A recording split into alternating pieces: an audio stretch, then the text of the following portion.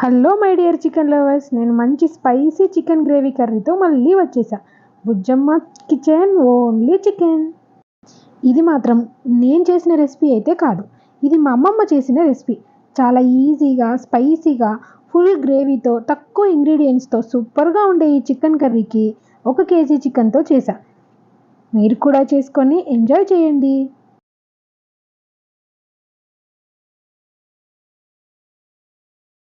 1 KG chicken తీసుకొని కడిగి water ఏమీ లేకుండా ఒక గిన్నెలో వేసుకొని, మనం స్పైసీ చికెన్ అనుకున్నాం కదా, కాస్త కారం ఎక్కువగానే పడుతుంది.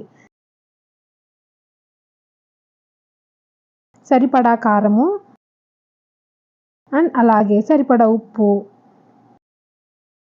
కొద్దిగా పసుపు, అలాగే 1 స్పూన్ ఆయిల్. నేను 2 స్పూన్స్ లెమన్ జ్యూస్ కూడా వేశాను, కాకపోతే ఆ వీడియో మిస్ అయింది. వేస్తే బాగుంటుంది, కుదిరితే వేసుకోండి. అన్నిటినీ కలిసేలాగా బాగా కలిపి పక్కన పెట్టుకోవాలి. ఇవి ఒక ½ అన్ అవర్ పక్కన పెట్టుకుని ఆ తర్వాత కర్రీ వండితే చాలా బాగుంటుంది.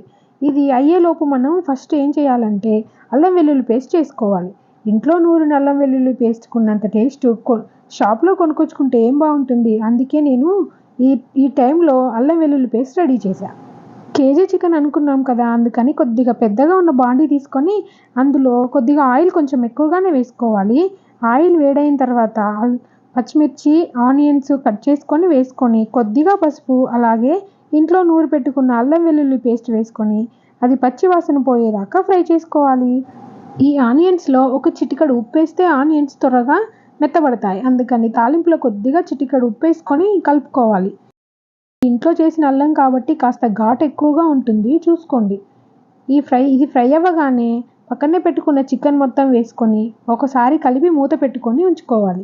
మూత తీసి అప్పుడప్పుడు కలుపుకోవాలండి. ఇందులో సరిపడా ఉప్పు, కారం వేసుకున్నాం కాబట్టి మళ్ళీ మళ్ళీ వేసుకోవాల్సిన అవసరం లేదు. ఉప్పు తగ్గుతుందేమో కానీ కారం అయితే సరిపడా వేశాను నేనైతే. మీరు కూడా ఒకసారే కారం వేసుకుంటే సరిపోతుంది. ఈ కర్రీని వంట రాని వాళ్ళు కూడా ఎవరైనా ఈజీగా చేయొచ్చు. ఎందుకంటే అన్నీ ఒకేసారి కలిపి పెట్టుకున్నాం కదా. ఇది ఉడికేలోపు 10 నిమిషాలు టైం పడుతుంది కదా. ఈలోపు మనం దాంట్లోకి వేసుకోవాల్సిన మసాలా రెడీ చేసుకున్నాం. ధనియాలు, అలాగే దాంట్లో కొంచెం దాల్చిన చెక్క, లవంగాలు, 2 ఇలాచీలు, కొద్దిగా ఒక 5-6 మిరియాలు వేసుకొని ఫ్రై చేసి పక్కన పెట్టుకోవాలి. ఇవి చల్లారాక మిక్సీ పట్టుకొని లాస్ట్లో వేసుకుంటే సరిపోతుంది. మామూలుగా చికెన్ ఉడకడానికి ఒక 20 నిమిషాల టైం అయితే పడుతుంది. 20 నిమిషాల్లో దాంట్లో ఉన్న వాటర్ కొద్దిగా ఇంకిపోతాయి. ఇంకేం చేద్దాం, మనకి కావాల్సిన ఎసరు అంటే మనకి కూరలో గ్రేవీ ఎంత కావాలో అంత చూసుకొని మధ్యలో కొన్ని వాటర్ వేసుకొని ఇంకా కాసేపు ఉడకనిస్తే సరిపోతుంది.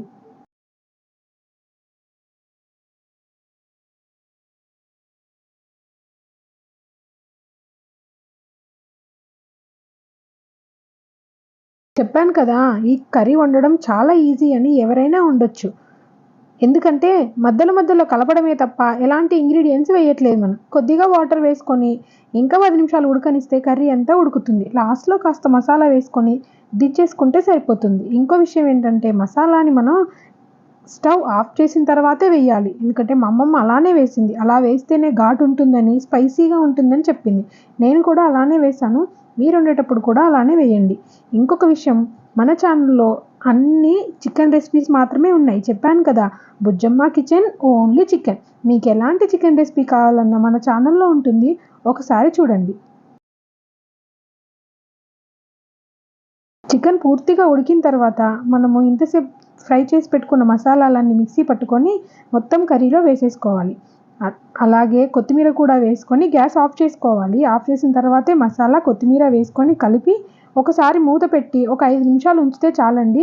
మసాలాలన్నీ దానికి కర్రీకి పడతాయి. మనం అనుకుంటాం కానీ ఇలా వండి చూడండి ఒకసారి, చాలా బాగుంది కర్రీ. మా అమ్మమ్మ చేసింది.